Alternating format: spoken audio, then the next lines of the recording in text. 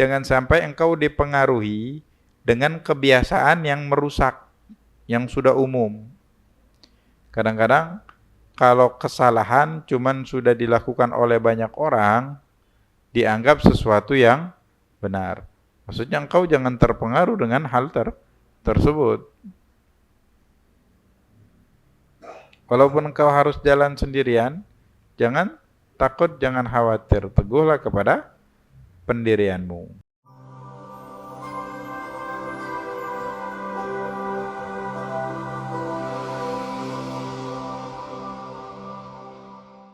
سبحانك لا علم لنا إلا ما علمتنا إنك أنت العليم الحكيم أما بعد. Balik kita lanjutkan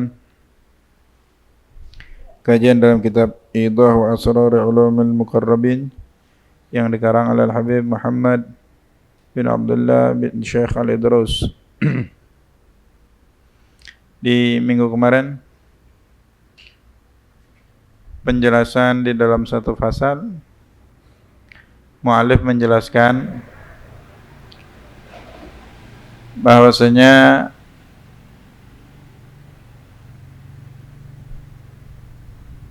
beliau memulai pasal ini dengan menyapa sembari mengingatkan hakikatnya kita. Beliau mengatakan, wahai saudara yang merupakan seorang hamba yang lemah, ketahuilah sesungguhnya engkau itu diuji dengan nafsu yang berada di dalam dirimu. Dalam keadaan ini, orang ada dua kondisi. Kondisi yang pertama, beliau mengatakan, kalau kalian itu sadar atas kejahatan nafsu ini yang berada di dalam diri, sadar aja cukup enggak? Dan engkau juga orang yang memang selalu mencari kebenaran, bukan pembenaran. Maka engkau akan paham, memahami, mengenal naqsa jibillatiha, akan kekurangan daripada tabiatnya hawa nafsu tadi. Maka apa yang kau lakukan? Wa tad'ab fi islahiha, engkau berupaya untuk memperbaikinya. Kalau engkau tinggalkan nafsu tersebut dengan berbagai macam penyakitnya, maka hawa nafsu itu akan mencampakkan engkau di dalam jurang kebinasaan. Terus digambarkan di antara kekurangan yang dimiliki hawa nafsu atau minus yang ada di hawa nafsu ini, dia kadang bereaksi dari hal-hal yang enggak mendatangkan mudarat. Beliau gambarkan, sebagaimana engkau lihat ada orang, manusia dikasih akal sehat, bukan ODGJ, bukan orang gila. Terkadang dia enggak nyaman dengan satu patah kata atau satu kalimat yang keluar, yang itu sebenarnya enggak perlu dimasukkan ke dalam hati, dan kosong sebenarnya juga enggak ada isinya. Dan terkadang kalimat itu keluarnya dari anak kecil yang belum mumayyiz, yang belum umur 7 tahun atau 7 tahun pun belum sempurna cara berpikirnya. Kalau di bawah 7 tahun itu yang dia tuh masih belajar ngomong, bahkan dia juga kadang tak paham apa yang diucapin.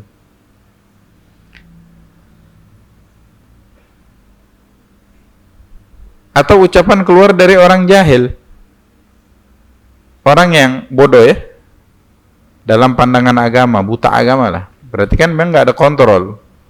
Agama itu kan memberikan batasan di dalam setiap aktivitas. Ada hal-hal yang dilarang ya.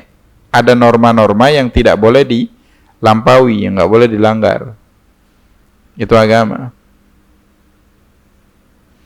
Nah, orang jahil nih, dia batasan-batasan, sekat-sekat itu ngerasa nggak ada di dalam dirinya. Jadi kalau ngomong, kalau bertindak, kalau bersikap semaunya aja. Seolah-olah nggak ada sekat dalam batasan amalia yang dilakukan dalam kehidupan hari-harinya. Nah, terkadang ucapan itu keluar dari orang-orang yang seperti ini sifatnya, orang-orang jahil ini. Fatathuru nafsul insan min dzalik. Tahu-tahu bergejolak jiwanya, menimbulkan amanah. Ini kan kurang akalnya ya. Dan terkadang kalau kita pelakunya itu sangat disayangkan.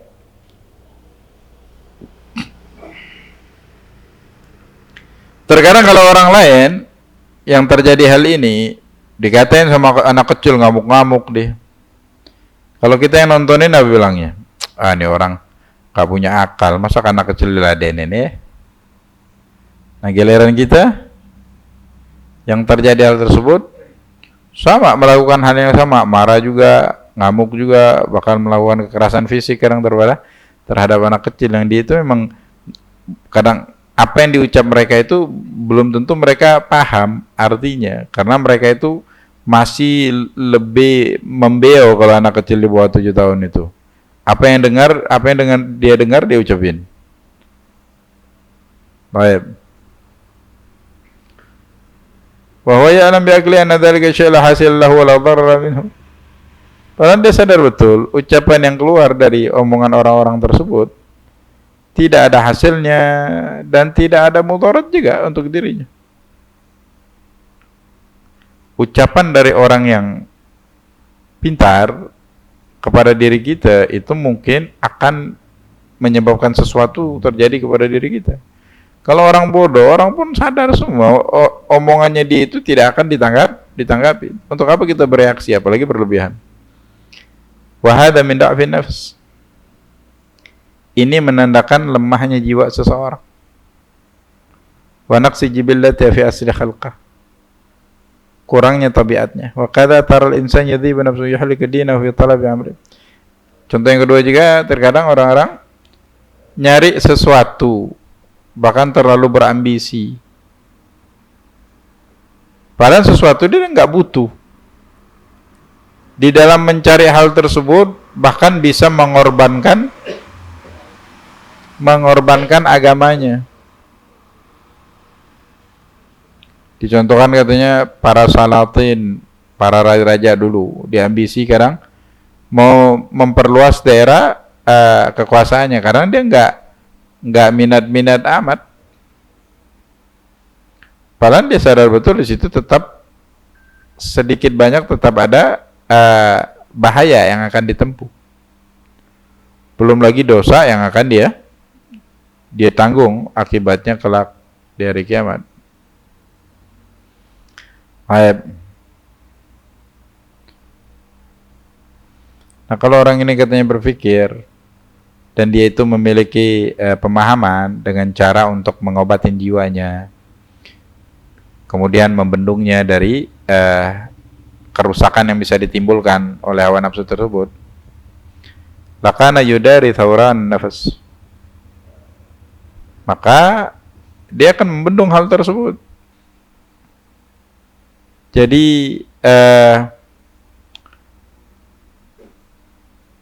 dia akan memperkecil ruang geraknya, kemudian juga menghilangkan pengaruh syahwat itu kepada dirinya, maksudnya kepada pikirannya, yang pikiran itu akan menentu langkahnya.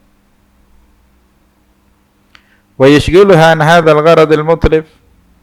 Caranya dia akan menyibukkan nafsu tadi dengan tujuan-tujuan yang bisa membendasakan dirinya dan agamanya tadi. Kenapa? Karena ghaflah yang sudah kelalaian, yang sudah menyeluruh, kemudian mabuk hawa nafsu, keduanya ini bisa mencegah akal untuk melakukan tindakan kepada hawa nafsu atau mengekang hawa nafsunya. Nah, kalau nggak dikekang dia berkuasa. Kalau dia berkuasa, inna nafsa la ammaratun bisu, dia pasti ngajak hal-hal yang tidak baik.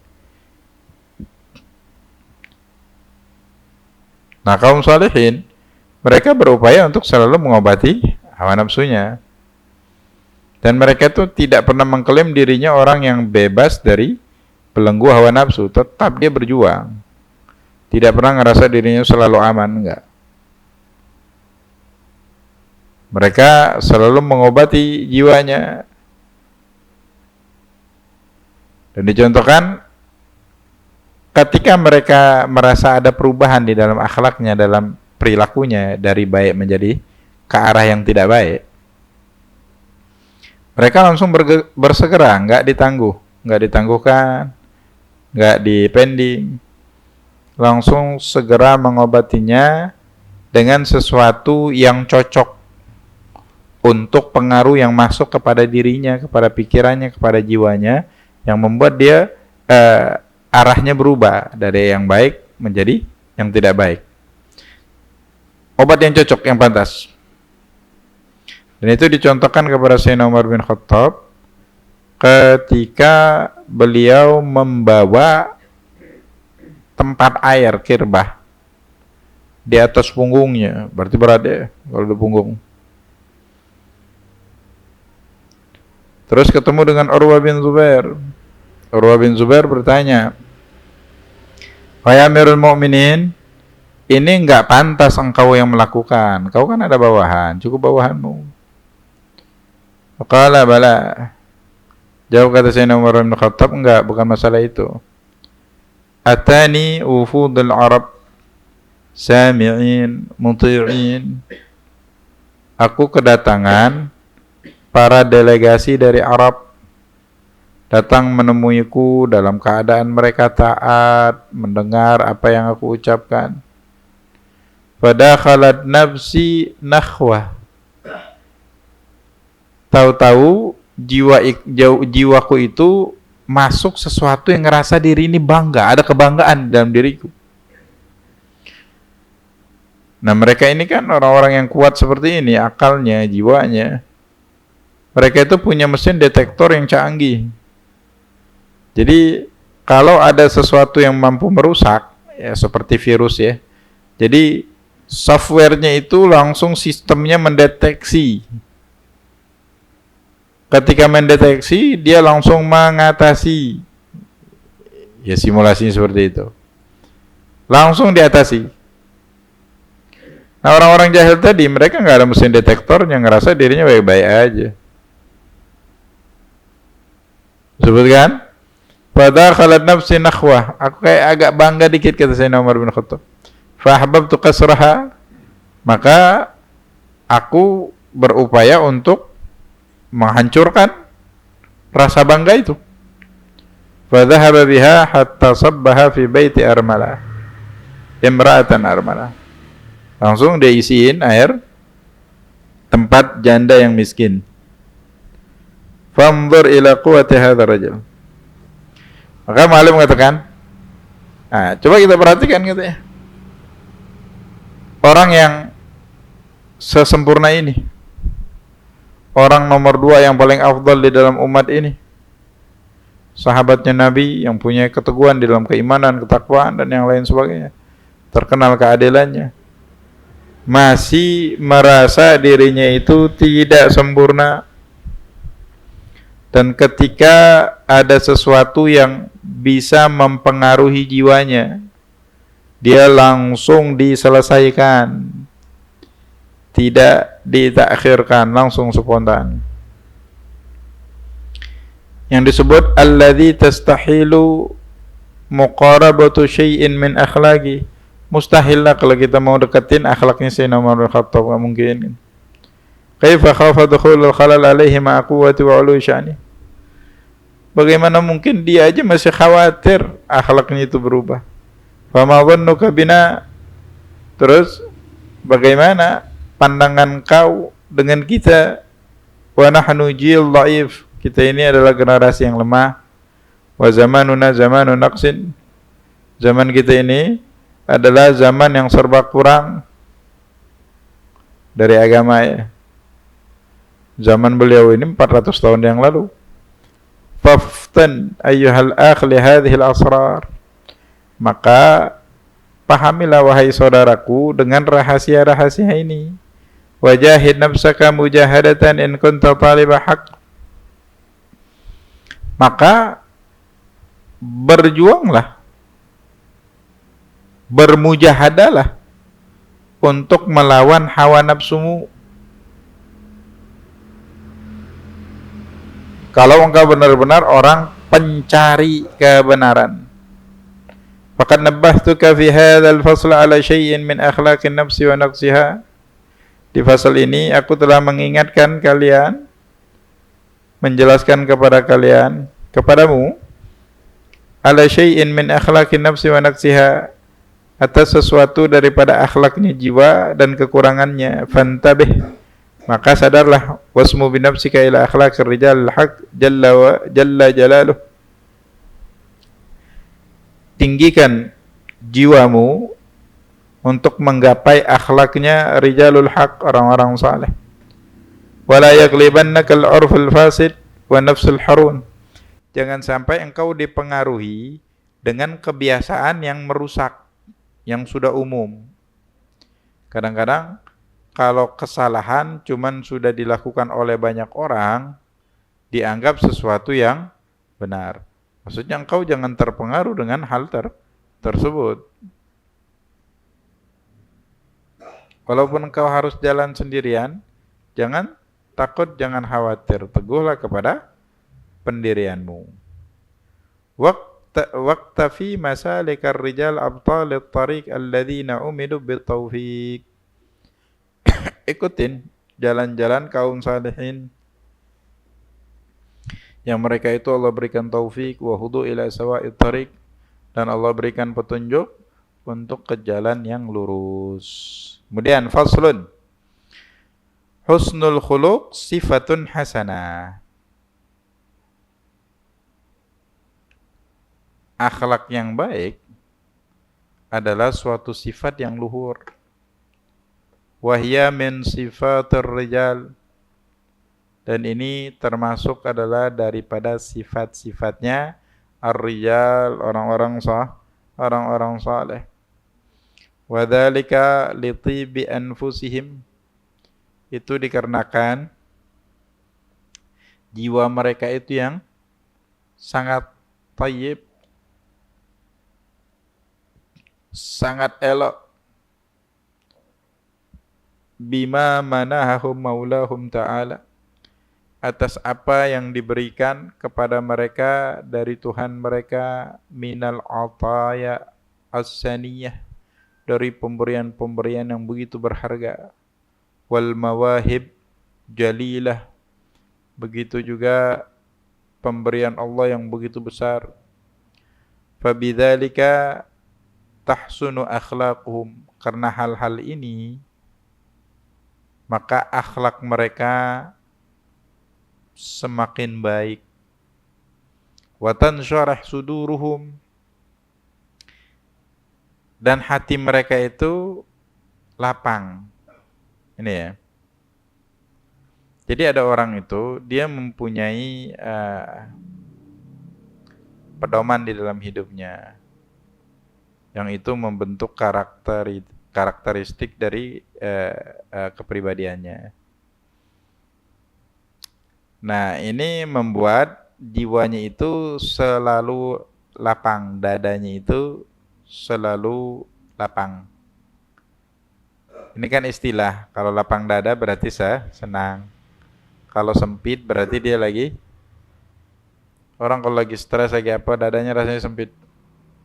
Kalau lagi sedih, lagi kesal, rasanya ada yang nyesek di dalam dadanya. Padahal kalau secara medis diperiksa nggak ada apa-apa. Cuman masalah suasana batin yang mempengaruhi dirinya. Baik. Dan itu tidak hanya terjadi secara kebetulan, enggak. Ini ada sifat karakter yang di situ sudah mengakar dalam diri. Ada orang sekecil apapun pemantik, dia bakal kecewa, bakal galau, bakal kepikiran, bakal macam-macam. Jadi orang-orang yang seperti ini yang capek di dalam melaksanakan kehidupan. Hari-harinya serba capek. Nah mereka ini karena punya akhlak. Akhlak yang baik itu kan meliputi apa? Gak punya dendam. Dendam itu bukan masalah akhlak, enggak akhlak. Itu memang dosa. Dilarang dalam agama. Orang pendendam ini capek tiap hari. Kan udah jelasin kemarin. Walaupun dendamnya udah 10 tahun, selama belum terbalas, ada yang selalu ada yang nyangkut, ada yang berat dalam hatinya itu. Membuat dirinya itu dalam tekanan mentalnya. Ketika udah terbalaskan baru dia ngerasa senang. Selesai untuk orang ini, dan masih banyak utang-utang dendam yang lain dan potensi akan bertambah. Karena itu penyakit. Kalau dibuka ruangnya bakal semakin menganga. Belum lagi dengkinya. Belum lagi su'udzonnya. Belum lagi sombongnya, belum lagi angkuhnya dan yang lain sebagainya. Ini kan akan mempengaruhi pola pikir. Dari pola pikir itulah orang yang banyak tertekan mentalnya. Istilah sekarang kena mentalnya. Nah, mereka ini kalau sudah itu dada terasa sempit, capek karena seperti ada yang mengganjal dalam dirinya. Mereka enggak, tansare suduruhum. Wala kadzalika arbabud dunya. Kalau ahli dunia enggak seperti itu. Fa innahum yastawla alaihimud dajar wal malal. Mereka ini dikuasai dirinya ala dajar. Ngeluh, amarah, wal malal, kebosanan, wal humum, rasa kecewa, banyak pikiran, litashabbuthihim bil umuril mut'ibah, karena mereka selalu diliputin dengan perkara-perkara yang buat mereka capek, allati tu'jizuhum, yang membuat mereka itu enggak mampu. Faman syarada ala maulahu khariba qalbuhu wa takhabbata batinuhu. Barang siapa yang lari dari Tuhannya, maka hatinya itu akan hancur dan batinnya itu akan tidak menentu, rusak. Fa idzal tafata hadzal insan ila batinihi, maka orang yang jenis ini kalau dia melihat ke batinnya, fara'ahu kharaban, dan dia melihat kerusakan, kehancuran, mukhabbatan, muzliman, gelap, hazina lidzalika, dia akan merasa sedih. Melihat itu kalau sadar. Jadi yang paling sulit itu ketika kita ngerasa sakit, ke dokter nggak mampu mendeteksi, menganalisa penyakitnya apa. Sehingga belum ada solusi untuk terapi obat dan yang lain untuk yang bisa ngobatin dirinya. Permasalahan mental itu sama pentingnya dengan permasalahan penyakit fisik, badan, jasmani. Ini yang disebutin. Wasa'ahu amruhu nafsahu.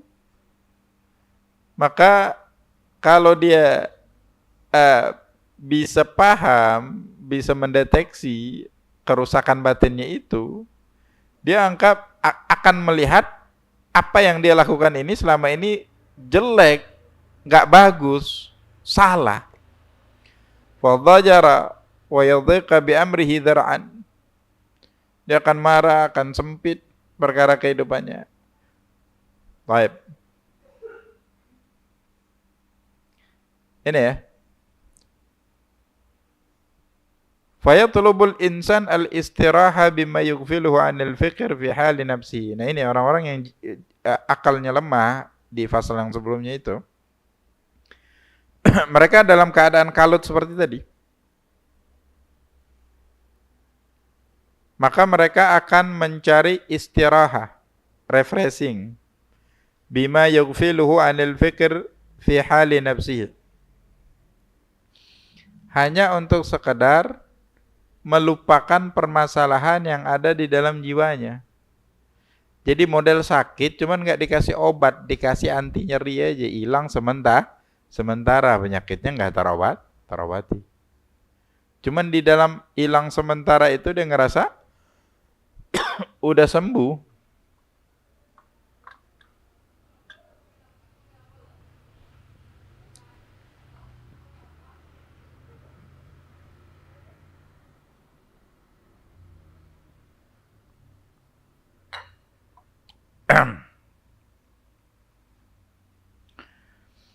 Kal julus fit tariq ma'al wattalin. Contohnya duduk fit turuq, pinggir jalan. Ma'al wattalin, dengan orang-orang yang enggak punya kerjaan. Ini dijadikan contoh ya. Karena dalam kitab Riyadhus Shalihin Imam Nawawi mendatangkan hadis. Yang makna hadis itu kata Nabi, kalau kalian duduk di jalan, kasih hak jalan itu. Berkerumun di pinggir jalan, buat ulah, berisik suaranya, jalan jadi sempit, kendaraan di pinggir jalan diparkirkan, dan orang-orang yang lewat juga nggak nyaman. Kadang-kadang karena keberadaan banyak orang tersebut atau kita di dalamnya, mereka jadi putar balik, atau perempuan-perempuan nggak nyaman kalau lewat situ. Ini dosa hukumnya. Ini dosa. Apapun ya, memakai fasilitas umum itu dengan syarat harus yang lain itu tidak merasa terganggu. Dan kalau dalam kitab fikih itu secara rinci bentuk-bentuk gangguan itu disebutkan. Nah ini, dia ketika sempit dadanya karena permasalahan yang menghimpit, pengen cari refreshing dulu, oke. Refreshingnya apa? Dengan cara duduk pinggir jalan. Wal istirwah ilal abath bil kalamil farik. Kadang-kadang refreshingnya ya duduk pinggir jalan dengan ngobrol-ngobrol dengan ucapan-ucapan, omongan-omongan yang omong kosong disebut, yang enggak ada isinya, enggak ada substansinya.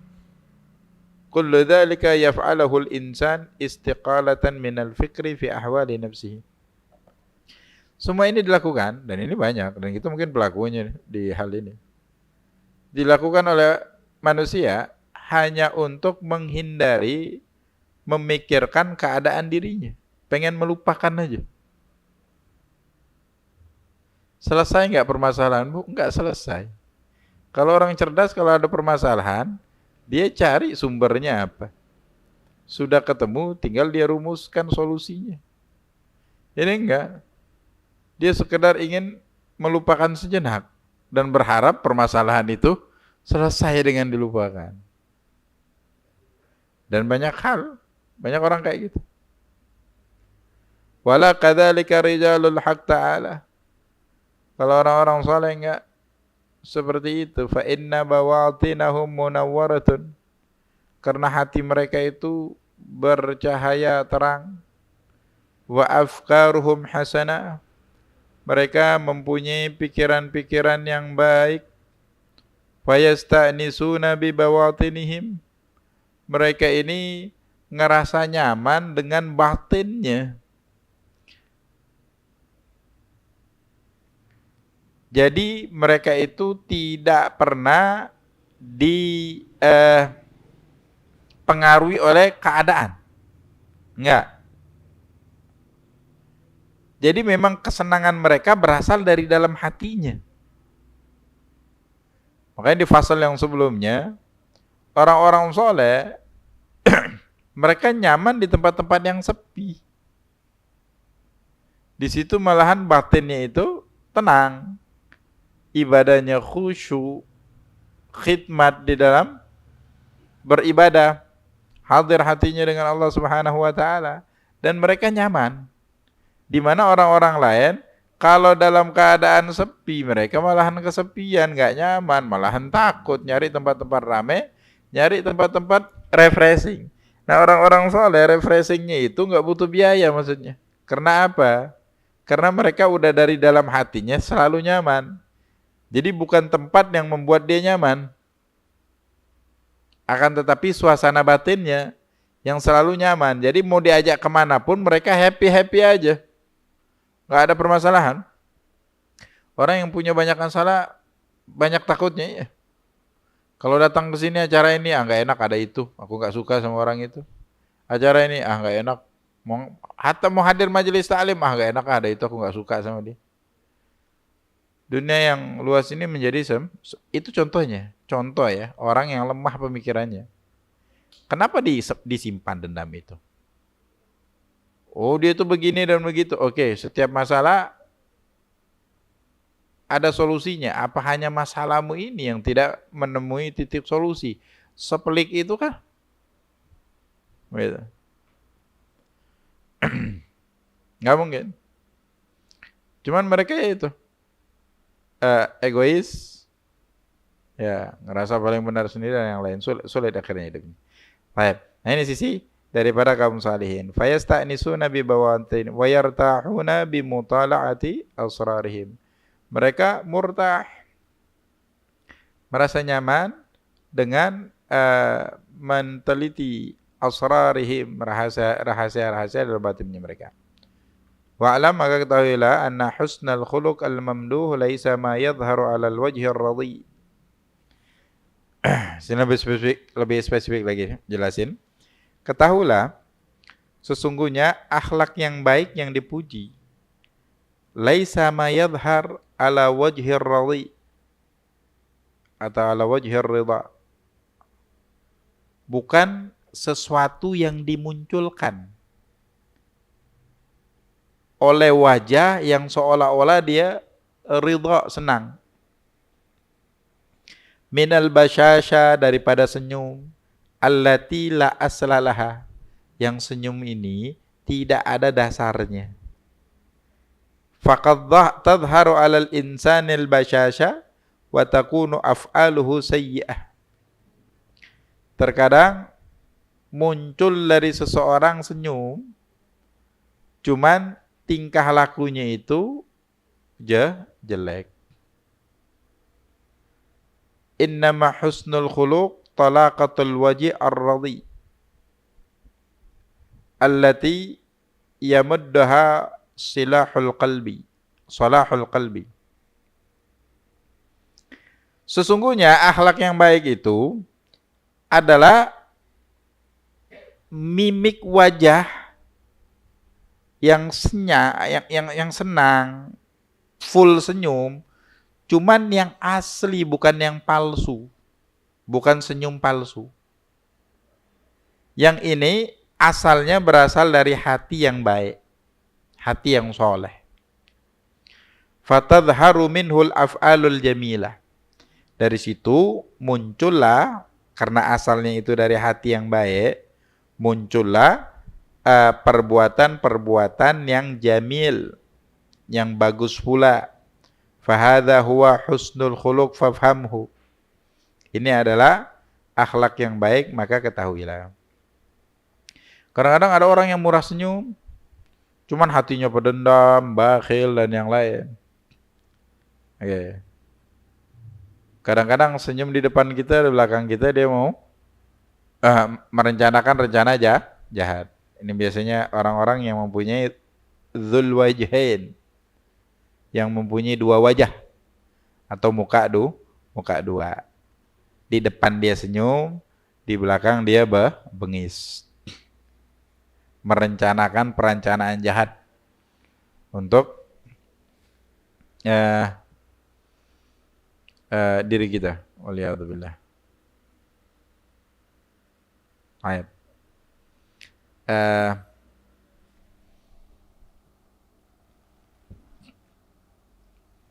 Ini ya.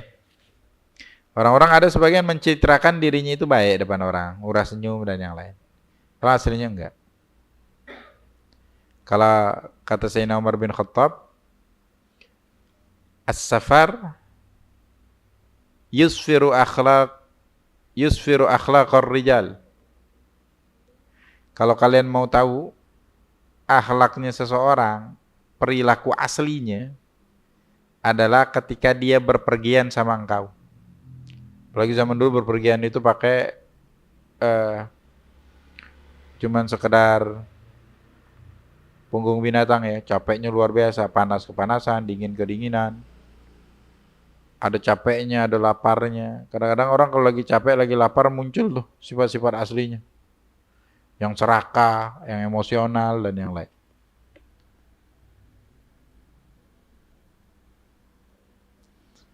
Kalau orang yang memang senyum itu memang berasal dari hati yang baik, apapun keadaannya, walaupun berubah, enggak terlihat sangat drastis perubahannya. Dari yang murah senyum jadi ngamuk-ngamuk, ngomongnya kasar, kotor. Nah, ini berarti bentuk pencitraan aja. Ini yang disebut senyum-senyum palsu. Disebutkan. Ini bukan husnul khuluq, bukan. Baik. Fahadha huwal husnul khuluq fafhamu.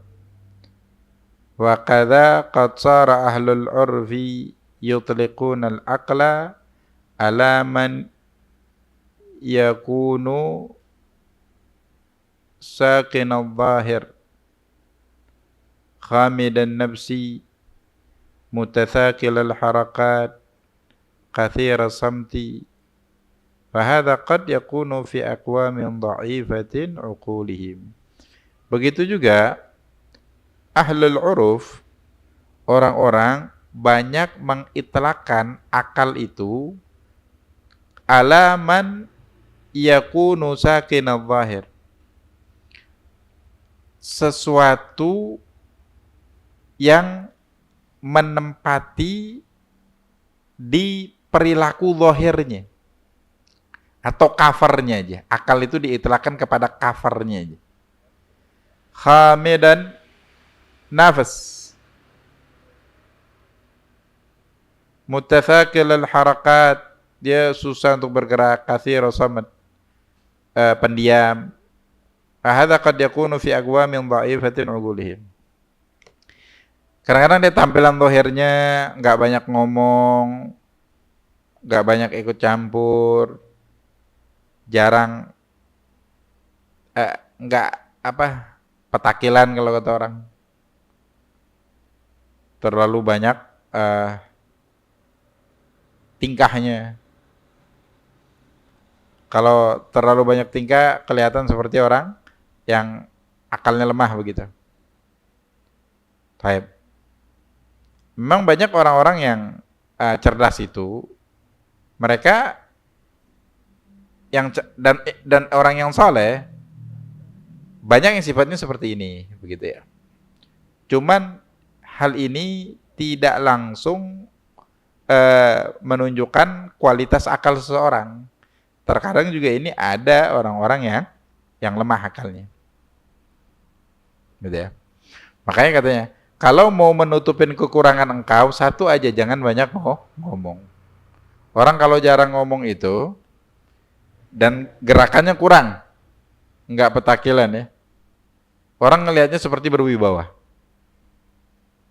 Nah, ketika dia berbicara baru kualitas akalnya diuji. Baru bisa kita tahu.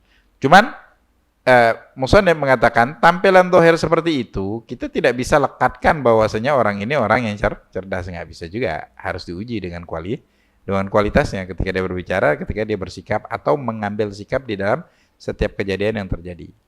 Wa kadzal uqul qad takunu fi aqwamin hidad. Begitu juga terkadang bisa jadi orang yang emosional itu orang yang cerdas. Terkadang. Qala Nabi sallallahu alaihi wasallam khiyaru ummati ahidda'uha.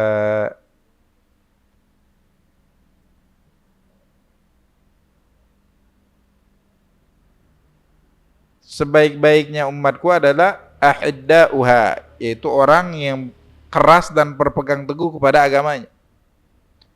Innamal aqlu ma qaddamna laqal qawlu fi. Sesungguhnya hakikatnya akal itu adalah sesuatu yang sudah kami dahulukan di part atau pasal-pasal sebelumnya. Wa huwa husnun nazar.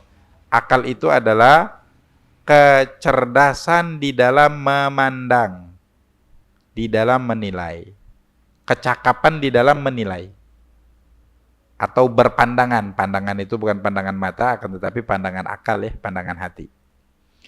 Wa sihhatur ra'i, dan juga pemikiran yang sehat. Sawa'un kana sahibu dzalika hadidan aw thabtan. Baik orangnya itu keras atau orangnya kalem, sama aja. Cuman bagaimana cara dia berpikir, bagaimana cara pandang dia. Ada orang kalau memandang sesuatu itu langsung dengan emosional, langsung dengan suudzon, ini pasti begini, ini pasti begitu. Ada orang dia mencari latar dulu atau mensinkronkan dua informasi dari dua belah pihak. Nah, ini orang-orang cerdas, cara berpikir. Dari situ kan kita udah bisa nangkap maksudnya. Nah, kemudian cara dia menganalisa fakta per fakta, opini per opini, digabungkan, dirunut, alurnya diikutin, baru dia mengambil kesimpulan. Berarti kan membutuhkan waktu, ketelitian. Ini contohnya orang-orang cerdas dan cara berpikir yang benar. Cuman kalau orangnya nganggap ini pasti salah, ini pasti benar, ini yang bisa ngomong pasti itu cuma Allah. Kalau kita ini hambanya Allah, tidak akan bisa memastikan apapun. Setiap perjanjian aja diminta insya Allah. Kalau Allah menginginkan. Okay. Nah, cuman ini bukan masalah ucapan, akan tetapi pemikiran. Yang sudah menganggapnya pasti dirinya yang paling benar, yang lain salah.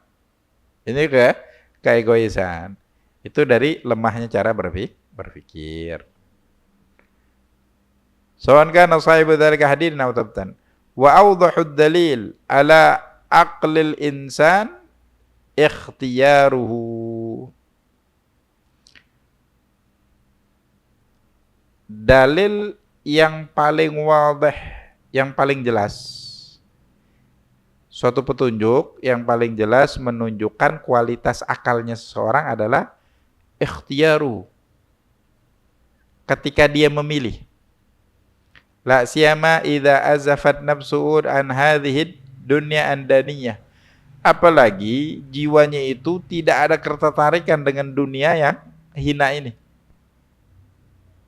Rakus harta, rakus jabatan, itu maksudnya. Kalau dia nggak ada ketertarikan, nggak pengen dia itu dipuji. Kalau ada kontribusi, nggak pengen kontribusinya itu disebutkan. Itu kan dalil orang yang berakal, karena dia beramal untuk Allah, bukan untuk manusia. Jadi ikhlasnya ada, itu dalil akalnya. Kalau enggak, untuk apa beramal kalau bakal enggak dicatat atau berbalik menjadi dosa. Kalau gitu mendingan enggak beramal sama sekali. Enggak dapat dosa, enggak dapat pahala juga. Ini kan akal berpikir. Cuman kalau dibalik cara berpikir ini harus membutuhkan modal pikirnya, yaitu ilmunya, harus ada ilmunya untuk karena ikhlas. Kalau ini pemikirannya, cuman tidak boleh terus-terusan. Kalau kayak gitu, aku takut nggak ikhlas, nggak usah beramal. al-amal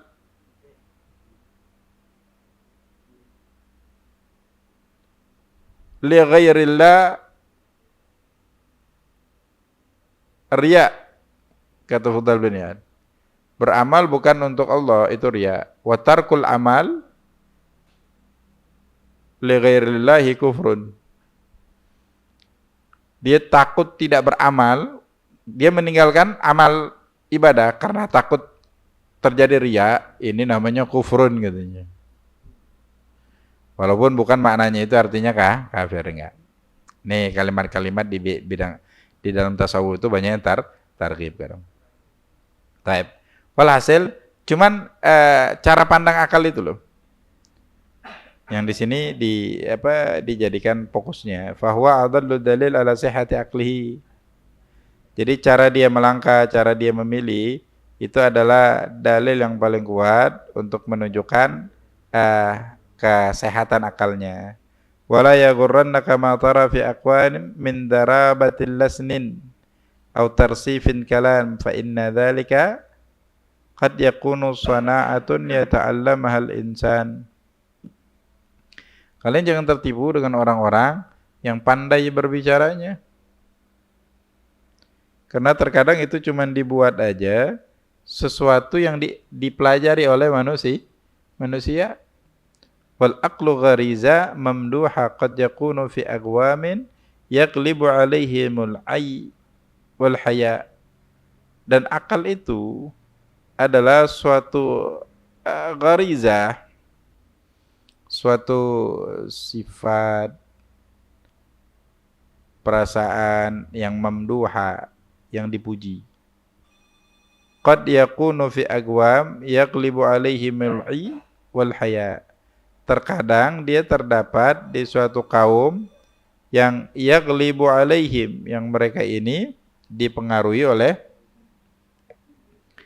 rasa capek dan rasa malu. Wa dzalika la yadhurruhum wa la yaqdah fi sihhati nadharihim wa jawdati tamyizihim. Dan ini tidak mempengaruhi kesehatan di dalam pemikiran mereka dan jaudah, kualitas baik di dalam tamyizihim, di dalam mereka itu memilah dan memilih mana yang baik, mana yang buruk. Baik. Kadang ada orang pintar, cuman nggak pandai berbicara, cuman akalnya cerdas. Seperti guru-guru kami di Hadramut itu, sebagian mufti. Cuman kalau disuruh ceramah pegang mikrofon mungkin getar dia, nggak pintar, nggak pandai.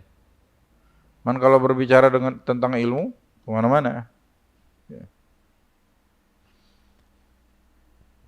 Orang yang kalau ilmunya banyak itu kan berarti akalnya udah luar biasa. Dia pakai hari-harinya untuk menuntut ilmu, karena ilmu nggak datang dengan begitu aja. Kan akalnya kuat berarti dari mudanya. Dan itu nggak setahun 2 tahun ilmu itu dicari, seumur hidup. Bahkan sampai di usia mereka pun masih tetap belajar. Karena orang yang mengajarkan ilmu itu dia lebih banyak dapat ilmu daripada yang belajar. Yang mengajarkan itu lebih mendapat ilmu daripada yang belajar.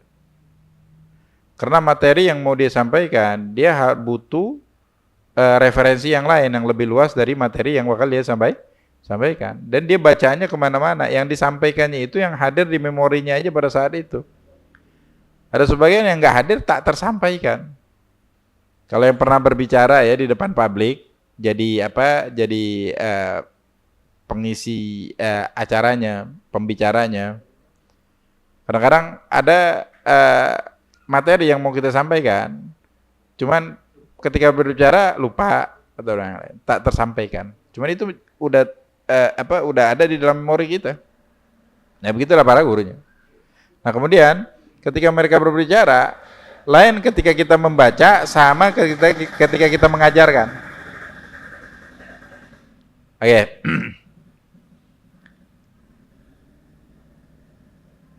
Kalau di dalam ilmu mantik itu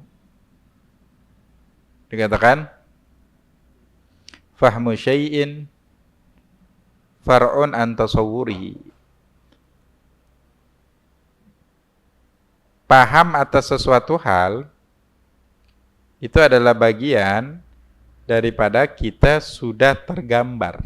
Kita kalau paham tentang suatu hal, udah tergambar di dalam otak kita itu permasalahannya.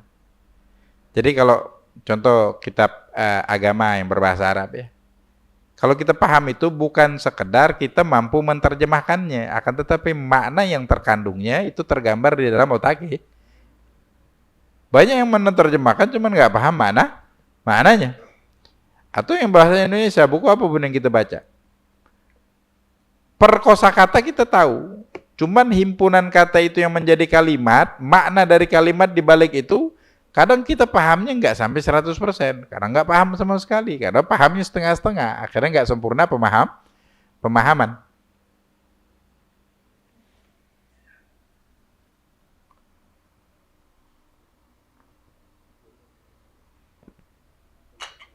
Orang ketika dia mau menyampaikan materi, berarti dia sudah sangat paham terkait materi yang bakal dia paparkan.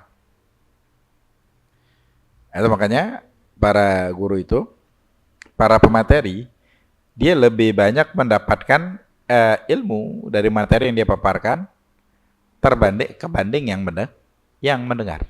Begitu. Jadi ini ya kesimpulannya. Akhlak yang baik itu adalah sifat yang luhur.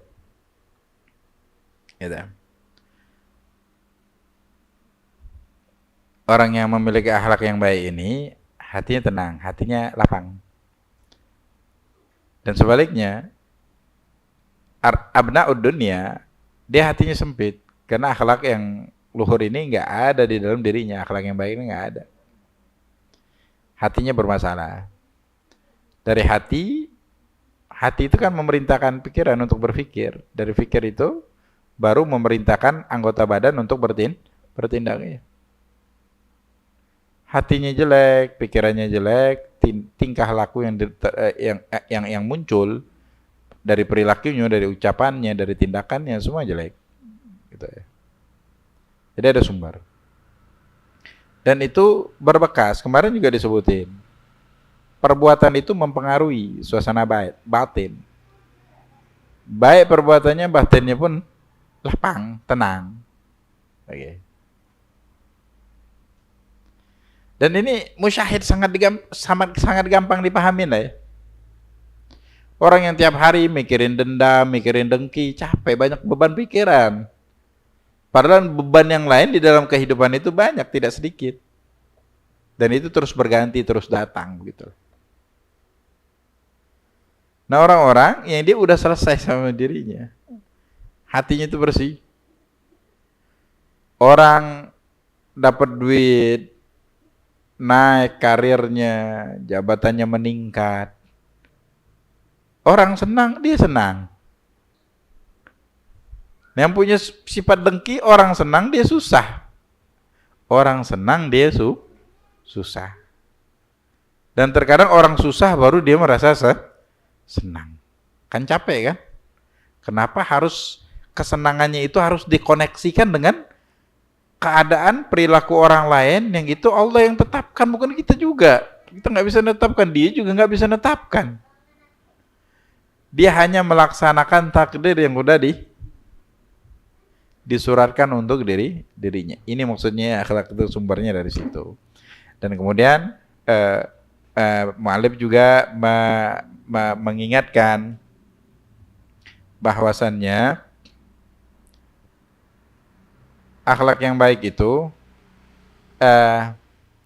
tidak bisa hanya ditunjukkan dengan tampilan zahir. Kita husnudzan boleh, cuman bodoh juga nggak boleh kan. Oke lah kita husnudzan kayaknya orang ini baik karena momen pertama ketemu kayaknya dia sopan begini, oke.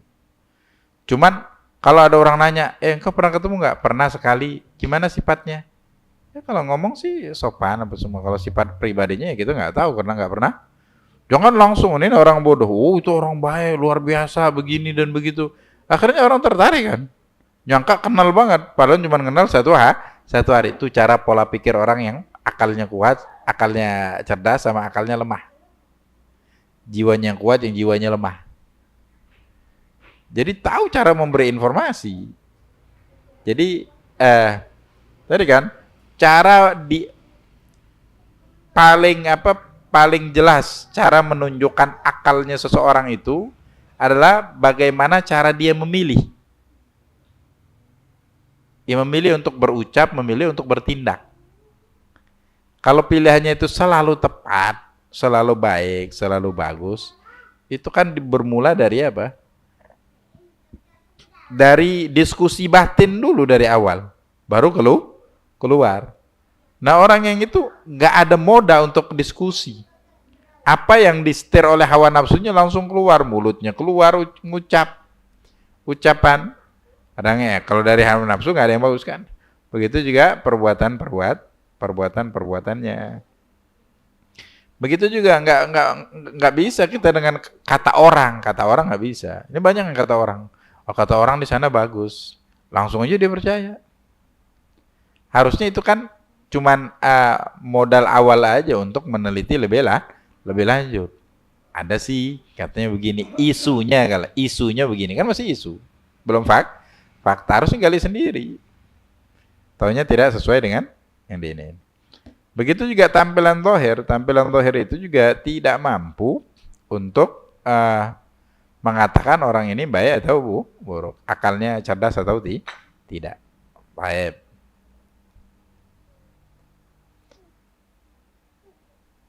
Jadi yang bisa menunjukkan akalnya seorang bagaimana tindak tanduknya ya, cara dia bertindak, pilihan yang dia pilih di dalam kehidupannya.